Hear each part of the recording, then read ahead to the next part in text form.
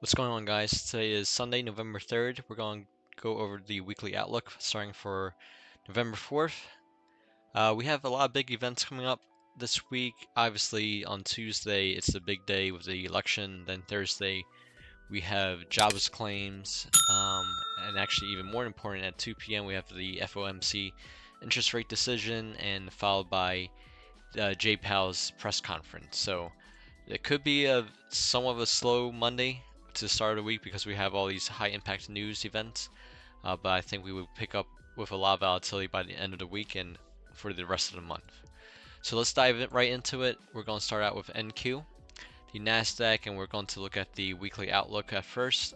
So what we have here right now after Asia session open is that we are still in last week's weekly candle, and actually the past couple of weeks, right? We are in a pretty tight range, so we haven't had much volatility, which is kind of expected with the election coming up. So with that in mind, we're going to go down to the daily time frame.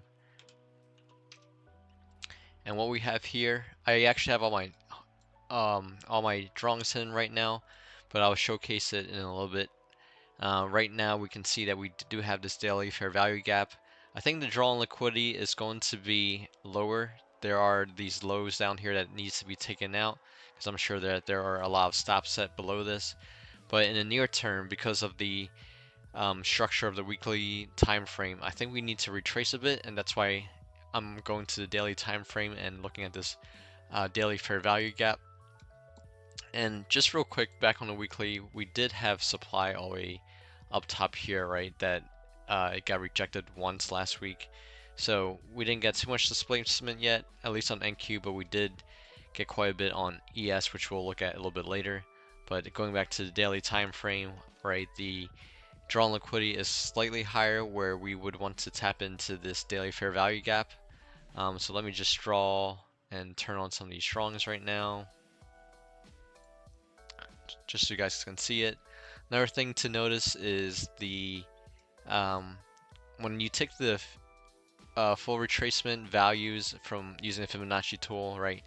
Your midpoint, your 50% retracement value is approximately right at the middle of this bearish fair value gap of the daily, right? And at the same time, we have some external range liquidity on the 4-hour, which we will jump to right now.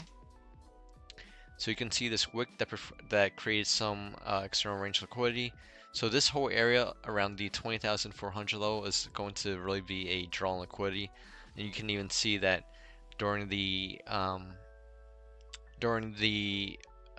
Asia session open, which happened only a few hours ago, we put in a 4-hour candle that actually engulfed last Friday's 4-hour candle, right? So this is fairly bullish.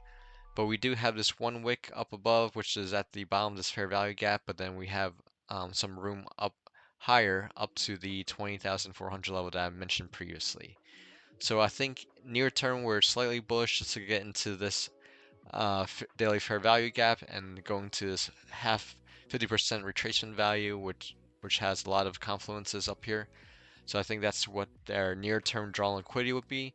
And once we see how price reacts at this level, then we would look to see if we can take the market short back down to those lows that we mentioned earlier. So a couple more things. We go down from 4-hour to our 15-minute. Actually, before I go to 15-minute, I just wanted to show you where the supply came from. I believe it was at the 2-hour 90, maybe. There we go, 1 hour. 1-hour supply, we have a little bit of a rally based drop, RBD, which could create this supply zone. So this is a draw on liquidity. And one more confluence that we have is if I turn on the daily EMAs, although our daily EMAs are a little bit lower than the supply zone and that consequent encroachment, that is a part where I'd be interested in taking longs too. But I really don't trade the overnight session, so I'll see how the overnight session plays out, and then we'll set up our levels in the morning in the pre-market analysis tool. So before we jump into ES, right, we just want to look at where some other points of interest would be. and that would be at our golden pocket area all the way up here. And when this is also, if you look at the structure, right, that it was pretty range bound, you can see that this would be a larger supply area, but it would be another place that I would be interested as a target if this whole daily fair value gap was mitigated, right? If we get up to 2,500 and even a little bit higher, we can get into this golden pocket area where there's additional supply. So that's it on NQ. Let's jump over to ES, which is fairly the same thing, albeit it's a little bit weaker. If I go back to weekly,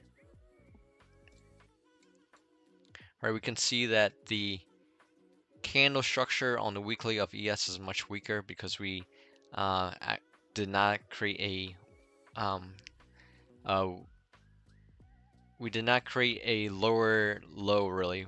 So we didn't close below the 2 weeks low on NQ, but we did on ES, right? We displaced down after rejecting some supply. And so right now, same thing in the pre-market session of Asia.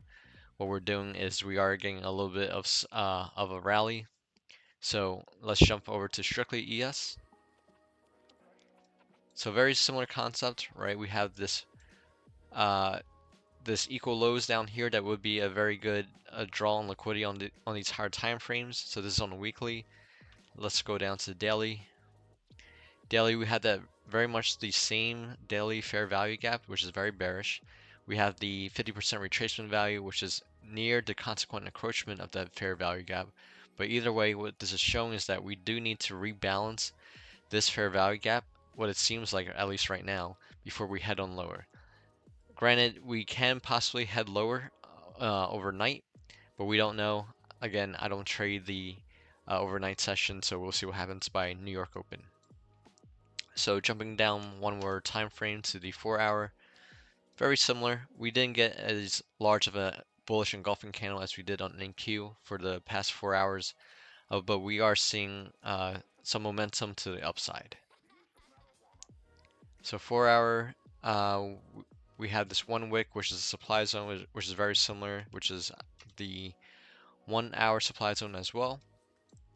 So this is something that this portion right here, this fair value gap, will probably need to be rebalanced. The daily 9 and 21 EMAs currently lines up with the supply zone, the 1 hour supply zone. So either way, what I see right now is that we have some sort of draw liquidity higher to rebalance that daily fair value gap before we can decide if we want to head lower or if we want to go even further to test out that trendline liquidity that we've been rejecting this whole time, and as well as some of the other higher time frame and higher price supply zones up here.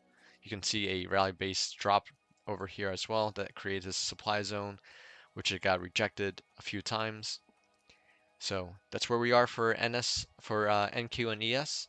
I'll send out updates on Twitter and as well as the Discord, which is completely free.